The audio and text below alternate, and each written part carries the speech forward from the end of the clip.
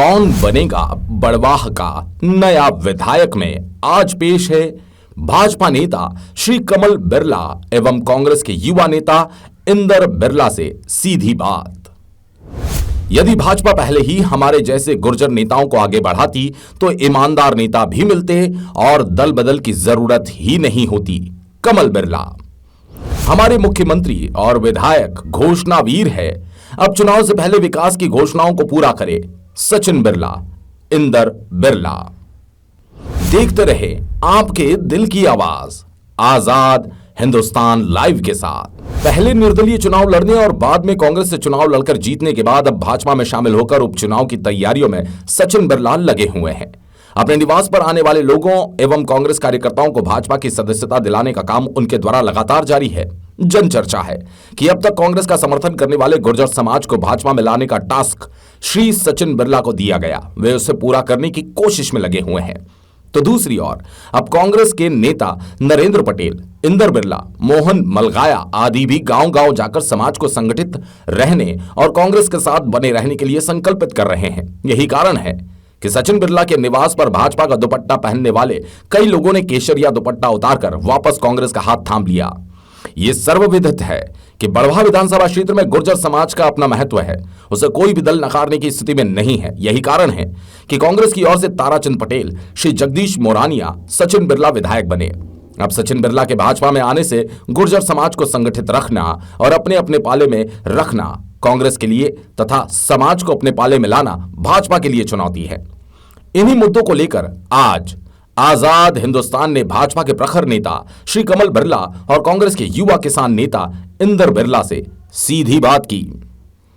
भाजपा नेता कमल बिरला बड़वाह विधानसभा में ऐसे नेता एवं समाज सेवी के रूप में जाने जाते हैं जो सही एवं जनहित की बात तथा सामाजिक, सरकारी एवं राजनीतिक संस्थाओं में भ्रष्टाचार के खिलाफ हमेशा मुखर रहते हैं और जरूरत पड़ी तो अपनी ही सरकार के खिलाफ भी साफ गोई से बात रखते आए हैं। आज बड़वाह विधानसभा की वर्तमान राजनीति को लेकर आजाद हिंदुस्तान ने उनसे बेबाक बातचीत की। आइए सुनते हैं श्री कमल बिरला से सीधी बात। कौन बनेगा बड़वाह का नया विधायक कार्यक्रम में आप सभी दर्शकों का एक बार फिर हम हार्दिक अभिनंदन करते हैं। आज हमारे बीच भारतीय जनता पार्टी के ऐसे मुखर व्यक्तित्व साथ में हैं जो अपनी बातें मुखरता के साथ स्पष्ट रूप से निडर होकर कहने के लिए प्रख्यात हैं। उन्होंने कई बार ऐसे मुद्दे उठाए हैं जो सरकार होते हुए भी यदि जनहित में थे तो उन्होंने पूरी मुखरता के साथ उनको उठाया है। भारतीय जनता पार्टी के पूर्व जिला अध्यक्ष श्री कमल बिरला जी आज हमारे बीच है। हम उनसे बात करेंगे आने वाले बड़वाह विधानसभा चुनाव जो उपचुनाव होने जा रहे हैं उसके बारे में, आजकल राजनीति में चल रही दल बदल की प्रवृत्तियों के बारे में। कमल जी, आपका बहुत बहुत स्वागत है आज़ाद हिंदुस्तान लाइव में। वर्तमान राजनीति में दल बदल की एक प्रवृत्ति बड़ी तेजी से चल रही है। सभी दलों में चुनाव किसी दल से लड़ा जाता है और बाद में वे नेता किसी दूसरे दल में शामिल हो जाते हैं। इस प्रवृत्ति से आम मतदाताओं को कितनी पीड़ा होती है या राजनीतिक स्तर पर उसका क्या प्रभाव होता है, आप एक आम मतदाता की हिसाब से क्या सोचते हैं, ये हम आपसे जानना चाहेंगे। सबसे पहले तो आज़ाद हिंदुस्तान को यह जो एक सिलसिला जारी किया इसके लिए बहुत बहुत धन्यवाद और बधाई।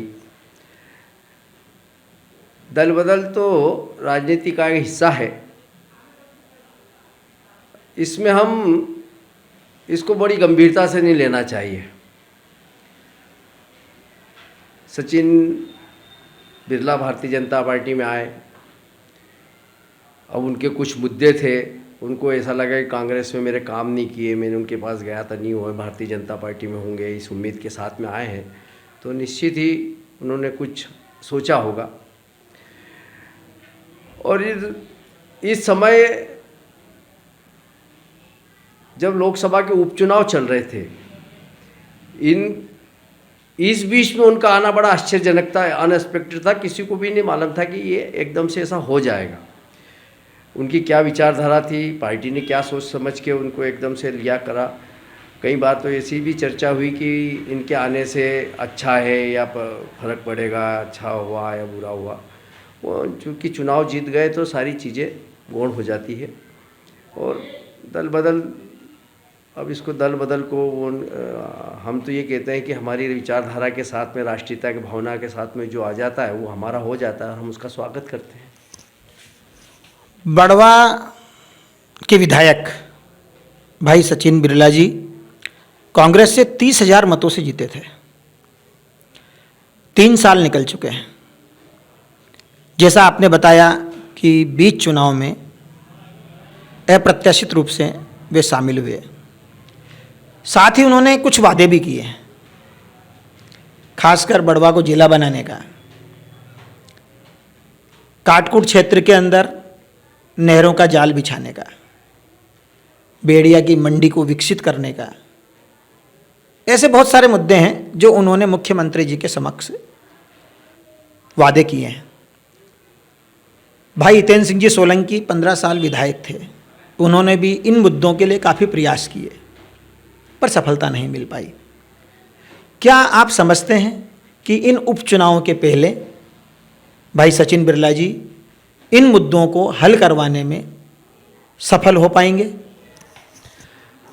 अब संवैधानिक रूप से तो अब 6 महीने में चुनाव होना है विधानसभा का।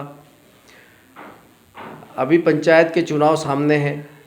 मैं सोचता हूँ कि इस बीच में तो ये कोई इनके वादे जो किए हैं पूरे होने की संभावना नहीं है। पर भविष्य में यदि उसकी प्री योजना बनती है तो प्रयास करेंगे भारतीय जनता पार्टी और जो भी आगामी विधायक हैं वो इसको लेके प्रयास करेंगे। अब चूँकि आपने विधायक बोल ही दिया है कि वो सचिन बिरला इसलिए आए हैं और करेंगे, तो नहीं, अगला चुनाव भी उनका ही होगा, तो भारतीय जनता पार्टी के साथ में मिल के प्रयास कराएंगे। पर ये अभी समय इतना ये नहीं है कि इतनी जल्दी हो जाए। अब ये बहुत कुछ परिस्थितियाँ काटकूट क्षेत्र की ऐसी है कि यहाँ पर वन क्षेत्र होने के कारण परियोजनाओं में बड़ी परेशानी आ रही है और वहाँ पर जो नर्मदा की दूरी बहुत लंबी होती जा रही है, तो टेक्निकल रूप से भी वो असंभव लग रहा था। इसलिए तो, नहीं तो सरकार का ध्यान भी था और विधायक का, हमारे हितेंद्र सिंह जी का भी उस पर ध्यान था।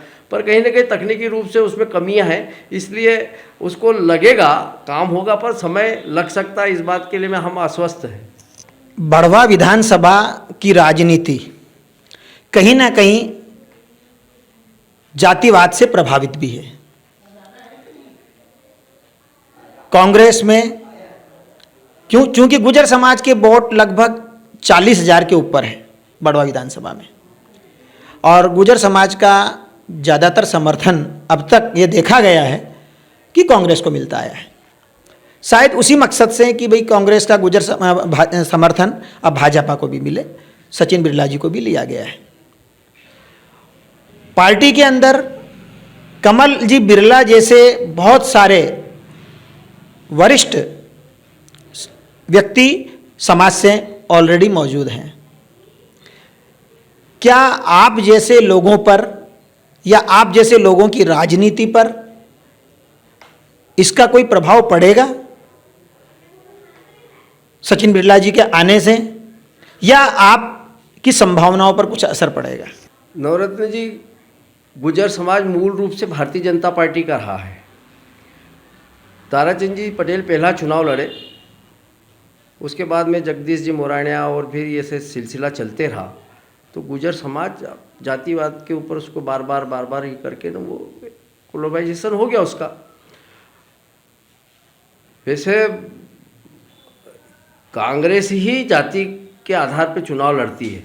मैं कई समय से, मैं तो इनके सामने भी रहा और भारतीय जनता पार्टी में रहा हूँ और भारतीय जनता पार्टी का कार्यकर्ता रहा। मैंने कभी इस विषय पे कभी सोचा भी नहीं और भारतीय जनता पार्टी इस तरह की कोई राजनीति करती भी नहीं। अब जो गिनती बताई 40,000 50,000, मैंने एक बात महसूस की है कि वो गुजरवाद के कारण कांग्रेस की पहचान ही हो गई है। गुजरों के कारण, गुजर समाज के कारण कांग्रेस अभी स्थापित है। यदि इस चुनाव में यदि भारतीय जनता पार्टी में यदि टिकट दिया है, सचिन को देते हैं, तो वो वापस बीजेपी की तरफ गुजर समाज डाइवर्ट हो जाए। और मैं तो ये देखो, यदि पहले भी इस तरह का प्रयोग करते यदि गुजर समाज के नेताओं को, तो इतना डिफरेंस नहीं आता कभी भी। भारतीय जनता पार्टी के लोग जब भारतीय जनता पार्टी में कल देते हैं, परसों देते हैं, पहले भी देते, तो भारतीय जनता पार्टी का गुजर जीतता, निश्चित रूप से जीतता, क्योंकि उसका एक बड़ा वोट बैंक भी मिलता। और भारतीय जनता पार्टी के जैसे बोलते हैं कि भाई सभी लोग सवरों के समाज वाले हैं, तो भारतीय जनता पार्टी को वोट देते, सपोर्ट में गुजर समाज मिल जाता, तो निश्चित ही जीतते। कोई किसी तरह की कोई दिक्कत ही नहीं थी। रहा में हमारी बात कि हमारे भविष्य का क्या होगा। अब भविष्य तो सामने दिख रहा है। अब भाई 2 साल अभी उपचुनाव में यदि कि सचिन भाई आएंगे, उपचुनाव लड़ेंगे, तो मुख्य चुनाव भी लड़ेंगे, तो 7 साल तो यही हो गए। हम तो हो गए 67 के। अब कोई संभावना ऐसी दिखती नहीं, कई संगठन के पदों पे आए या कुछ आए तो बात बनती है, नहीं तो भाई अब तो आगे से नई पीढ़ी आएगी जो देखेगी। बढ़वा विधानसभा के उपचुनाव आ रहे हैं। ऐसे में क्या प्रमुख मुद्दे एक आम मतदाता के रूप में आपके सामने हैं जो पूरे होना चाहिए, जो प्राथमिकता के साथ पूरे होने चाहिए? खासकर इंदौर इच्छापुर हाईवे का बहुत बड़ा मुद्दा पब्लिक के सामने काफ़ी लंबे समय से है। हजारों जानें उसमें जा चुकी है, रोजाना दुर्घटनाएं हो रही है। लेकिन पहले स्टेट हाईवे, अब नेशनल हाईवे के बावजूद भी अभी वो मुख्य धारा के ऊपर वो चीज़ नहीं आ पाई है। क्या समझते हैं आप, और क्या मुद्दे होने चाहिए बढ़वा की जनता के लिए इस चुनाव में? बढ़वा की जनता के लिए इंदौर इच्छापुर हाईवे तो महत्वपूर्ण है ही। उसके बाद भी बढ़वा और सनावद के बीच में कोई भी व्यापार उद्योग अभी तक नहीं है। ये हम हमारी कमी कर सकते हैं, या यहाँ पर जो हमारा नेतृत्व था उसमें किसी तरह की कोई त्रुटि हुई है, उसको हम स्वीकार करते हैं। अब मिर्ची आधारित है, इतना बड़ा क्षेत्र है, कपास है, यहाँ पर जीने सब बंद पड़ी हुई है, वो 2-3 नई जीने लगी है, मंडी की स्थिति ठीक नहीं है। तो ये सब चीज़ों की व्यवस्था करें और रोजगार उन्मूलन कार्यक्रम यहाँ पर उद्योग लगेंगे तो निश्चित ये क्षेत्र का विकास होगा। और हमारी मांग भी ये है कि इसको क्षेत्र को विकसित करने के लिए यहाँ पर उद्योग धंधों को लगाना। सूत मिल, अवंती सूत मिल हमारे यहाँ थी, वो एक अच्छे उद्देश्य के लिए उसको रखा था कि मजदूर इसमें काम करेंगे, कमाई करेंगे और मजदूरों का उद्धार होगा। चूँकि मजदूरों को वहाँ से हटा के वहाँ पर कुछ व्यापारी वर्ग उसमें इन्वॉल्व हो गए, तो वो उसका शोषण कर रहे हैं। मतलब आज जो वहाँ का 62 करोड़ रुपए का जो लोन था वो 75 करोड़ रुपए हो गया। यानी कि मिल की तो मतलब स्थिति ये हो गई कि आगे ने पीछे उसको कंडम घोषित करके फिर वही स्थिति बनेगी और उसको बंद किया जाएगा। ये सरकार की यहाँ के जो स्थानीय हमारे नेता है उन लोगों ने उस पर ध्यान देना चाहिए, और उसको मैं समय समय पर उसका मुद्दा भी उठाता हूँ। परंतु कुछ न कुछ राजनीति या राजनीतिक स्वार्थ होते हैं, किसी न किसी तरह के उसको उस पर ध्यान नहीं दिए। एकमात्र इतना बड़ा उद्योग है, उसी में हम सनावद का विकास हो सकता है, परंतु उसके ऊपर ध्यान नहीं दिया जा रहा। आज ही उसमें घाटे में चल रही हूँ। वर्तमान स्थितियों के अंदर अब उपचुनाव में तो लगभग ये मान के चलें कि भाई सचिन बिरला जी का टिकट तय है।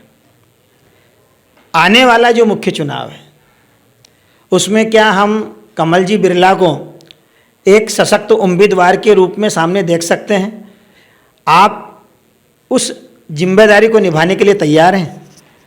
नवरत्न जी, मैं तो हर मुख्य चुनाव में टिकट के लिए दावेदारी करता हूं, पर अब जो भाग्य साथ नहीं दे रहा है, तो और भाग्य वगैरह आप भी मानते हो, भाग्य के बगैर कुछ होता नहीं। ये भाग्य कुछ हमारे एक साथी गुलाब चंद जी मंडलोई अब नहीं रहे, वो भी इसमें थे, हमेशा कोशिश करते थे, हम भी करते थे, और भी साथी लोग थे। भारतीय जनता पार्टी यदि मैंने पहले भी कहा, यदि गुजर समाज के ऊपर या हमारे जैसे किसी व्यक्ति के ऊपर विश्वास करती तो निश्चित ही हम विजयी होते और भारतीय जनता पार्टी के एक मजबूत नेता मिलता और ईमानदार नेता मिलते। दल बदल की कोई स्थिति नहीं बनती। वास्तव में कमल बिरला जी की पहचान इसीलिए है कि ये हर चीज़ मुखरता से बोलते हैं। अभी भी जैसा उन्होंने कहा कि यदि भारतीय जनता पार्टी हमारे जैसे मुखर नेताओं पर, ईमानदार नेताओं पर विश्वास करते तो आज दल बदल की आवश्यकता नहीं पड़ती। ये बहुत बड़ी बात उन्होंने आज कही है। बहुत बहुत धन्यवाद कमल जी, आपने आज़ाद हिंदुस्तान के लिए समय दिया। आपका भविष्य उज्जवल हो और निश्चित आप नई ऊंचाइयों की ओर पहुंचे, यही हमारी शुभकामनाएं। वर्तमान में निमाड़ के किसानों की समस्याओं को लेकर रात दिन संघर्ष करने वाले कांग्रेस के प्रखर युवा किसान नेता इंदर बिरला एक ऐसा नाम जो किसी परिचय का मोहताज नहीं। कभी कांग्रेस विधायक सचिन बिरला के प्रमुख सिपह सालार माने जाने वाले इंदर बिरला कांग्रेस के सबसे वफादार सिपाही के रूप में काम करते हुए संपूर्ण समाज को कांग्रेस के पक्ष में एकजुट करने में वरिष्ठ नेता श्री नरेंद्र पटेल एवं अपने साथियों के साथ संलग्न हैं। यही कारण है कि जिन सामाजिक जनों ने सचिन बिरला से भाजपा की सदस्यता ग्रहण की थी, उनमें से अनेक लोगों ने वापस कांग्रेस का हाथ थाम लिया। आजाद हिंदुस्तान ने आज कांग्रेस नेता इंदर बिरला से भी बातचीत की। सुनिए वे क्या कहते हैं अपने खास दोस्त के भाजपा में जाने के बाद कांग्रेस की मौजूदा स्थिति और भविष्य के बारे में। कौन बनेगा बड़भा का नया विधायक कार्यक्रम में फिर हम आपका स्वागत करते हैं। आज हमारे बीच है कांग्रेस के प्रखर युवा नेता एवं खासकर किसानों के लिए हमेशा अपनी आवाज़ उठाने वाले इंदर बिरला। इनकी चर्चा हम इसलिए भी करना चाहेंगे कि पूर्व विधायक सचिन बिरला के ये बाएं हाथ माने जाते थे। आज वे कांग्रेस छोड़कर भाजपा में जा चुके हैं और उपचुनाव भी आने वाले हैं। इन्हीं सब मुद्दों को लेकर के हम भाई इंदर बिरला से चर्चा करना चाहेंगे। इंदर जी, आज़ाद हिंदुस्तान में आपका बहुत बहुत स्वागत है। बहुत बहुत धन्यवाद। अभी हाल ही में लोकसभा चुनाव संपन्न हुए। लोकसभा चुनाव में भाजपा के उम्मीदवार ज्ञानेश्वर जी पाटिल 82,000 मतों से विजयी हुए और कांग्रेस को लगातार तीसरी बार हार का सामना करना पड़ा।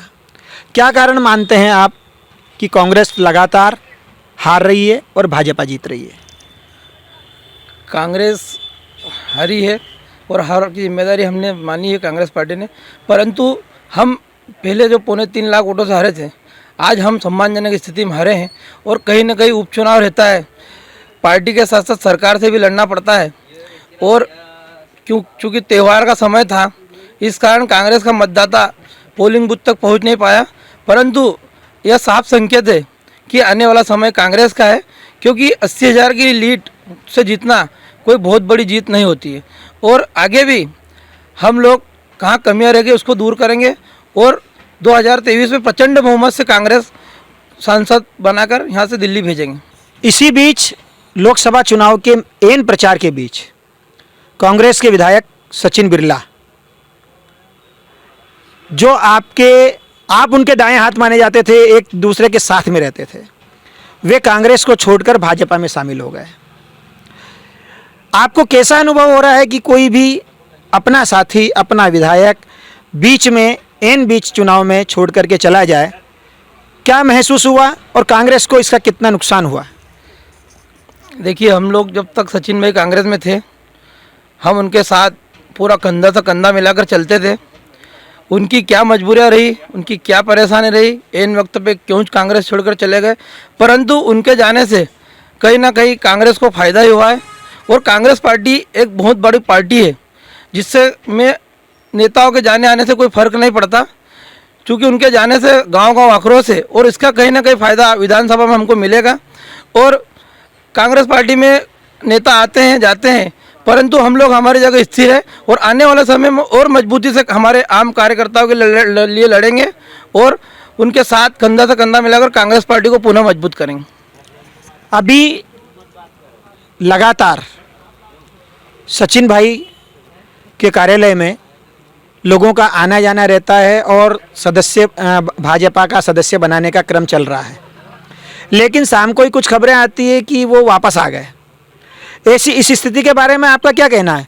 क्या वास्तव में कांग्रेस छोड़ करके लोगों के जाने वालों की लंबी लाइन लगी है। कार्यकर्ता को बुलाकर अगर उसको शपथ दिलाई जाती है तो मैं नहीं मानता कि वो आदमी सदस्यता ले रहा है। कार्यकर्ता स्वयं चल के आए और वो अगर कहे कि मुझे पार्टी में ज्वाइन करो तो उसका एक महत्व है। हमारे पास भी हमारे युवक गांव से युवाओं के फ़ोन आ रहे हैं और हम लोगों को भी वो बोल रहे हैं कि हमें बीजेपी छोड़कर कांग्रेस में आना है।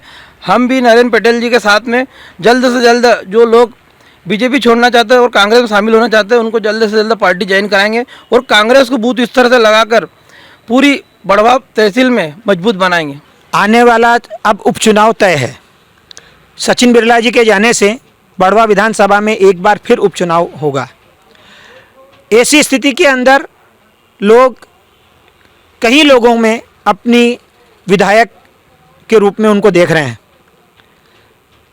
सनावद के अंदर आपने किसानों की बहुत मजबूती से आवाज़ उठाई है, अनेक मोर्चों पर उठाई है और उठा रहे हैं। क्या आप भी इस चुनाव के अंदर उम्मीदवार के रूप में अपने आप को मानते हैं या आप टिकट मांगने के लिए आप तैयार हैं या पार्टी जिसको टिकट देगी उसका आप समर्थन करेंगे? सबसे पहले तो पार्टी का निर्णय सर्वमान्य होगा। अगर पार्टी जिस भी व्यक्ति को कांग्रेस के किसी भी कार्यकर्ता को टिकट देगी या किसी भी नेता को टिकट देगी हम उसके साथ में हैं।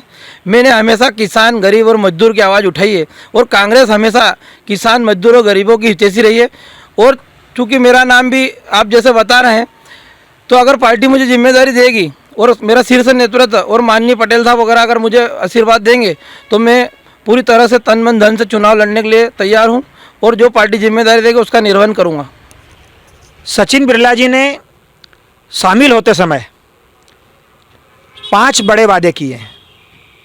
बड़वा को जिला बनाना, काटकूट के अंदर नहरों का जाल बिछाना, बेड़िया की मंडी को और अधिक विकसित बनाना,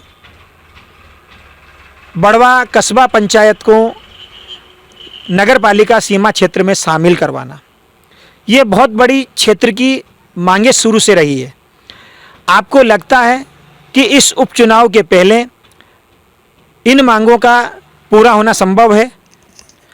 जनता भली भांति जानती है कि माननीय मुख्यमंत्री शिवराज सिंह जी घोषणावीर हैं और कहीं ना कहीं अगर घोषणावीरों की लिस्ट में देखा जाए तो हमारे विधायक जी भी उस लिस्ट में शामिल हैं। परंतु अगर उन्होंने वादे किए हैं तो हम तो चाहते हैं कि हमारे क्षेत्र का विकास हो। सबसे पहले हम यही चाहते हैं कि हमारे क्षेत्र का विकास हो। परंतु 15 साल में जो भाजपा कुछ नहीं कर पाई, अगर आश्वासन दे रहे कि 1.5 साल में हम विकास करेंगे तो मैं नहीं मानता कि यह सब कुछ संभव है। और अगर संभव है तो क्यों ना आज से ही माननीय शिवराज सिंह जी घोषणाएं करें और उन कार्यों का भूमि पूजन करें ताकि चुनाव के समय के पहले कार्य प्रगति की ओर अग्रसर हो जाए।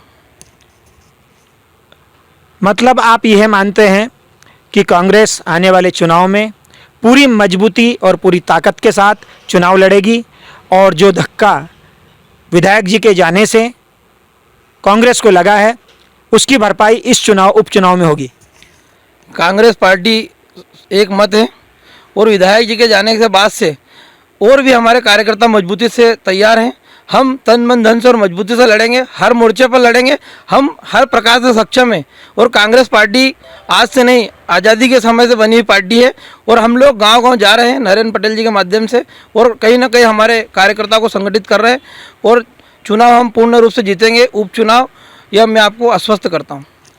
हमारे साथ ये थे इंदरजी बिरला जिन्होंने स्पष्ट कहा कि पार्टी जिस किसी को भी चुनाव लड़ने की जिम्मेदारी देंगे वे पूर्ण रूप से उनका समर्थन करेंगे और यदि पार्टी इनको जिम्मेदारी देगी तो भी पूरी ताकत के साथ कांग्रेस को जिताने के लिए ये संकल्पित हैं। बहुत बहुत धन्यवाद।